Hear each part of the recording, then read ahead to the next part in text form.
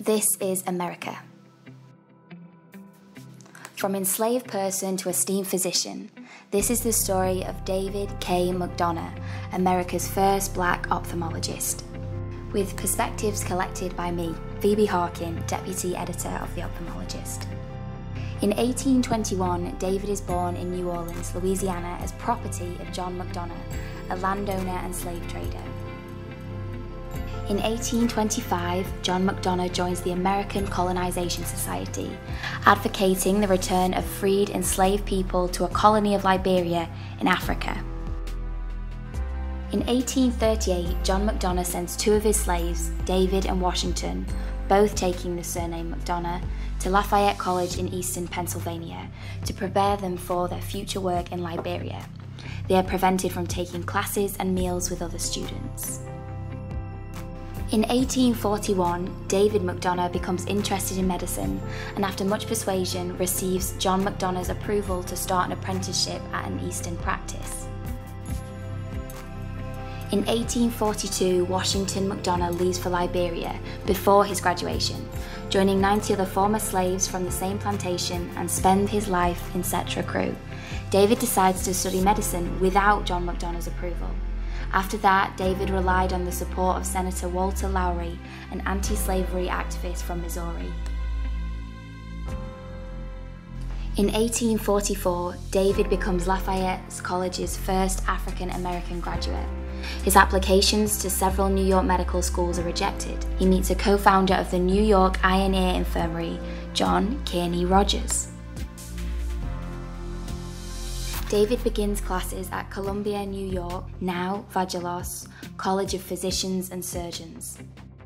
In 1847, David graduates from the college and is refused a diploma. Meanwhile, his old alma mater, the Lafayette College, stops admitting African Americans, something that doesn't change until 1947, with quotas on black and Jewish students until 1958. After 1847, David works at the New York Eye and Ear Infirmary. In 1850, John Kearney Rogers dies, and David takes his middle name as his own to honour him. After 1850, David specialises in ophthalmology, opens a private practice, marries Elizabeth Van Wagener, and they have 3 children and settle in Newark, New Jersey. In 1875, David is awarded a medical degree by the Eclectic Medical College in New York. In 1893, David dies at the age of 72.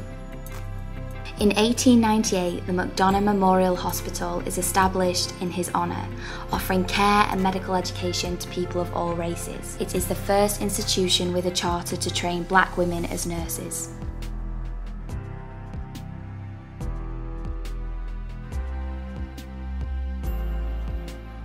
In 2005, the president of Lafayette College, Daniel Weiss, mentions David McDonogh in his inauguration speech. In 2008, Transcendence, a sculpture of McDonogh by Melvin Edwards, commissioned by Curly Raven Holton, Lafayette's Professor of Art, is erected.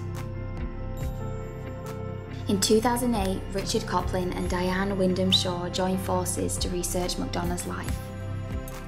In 2016, Daniel LaRoche establishes the David Kearney McDonogh Scholarship in Ophthalmology and ENT, dedicated to increasing the number of underrepresented minorities in ophthalmology and ENT. African Americans, Latinx, and Native American students are all welcome to apply. In 2017, Coplin and Shaw approached Columbia University's College of Physicians and Surgeons, proposing that McDonogh should be awarded his medical degree. In 2018, Patricia Worthy, McDonogh's great-great-granddaughter, accepts his medical degree on his behalf, 170 years after he finished his studies at Columbia University. The Vagelos College of Physicians and Surgeons David McDonogh Memorial Scholarship of $1 million is funded by Diana and Roy Vagelos.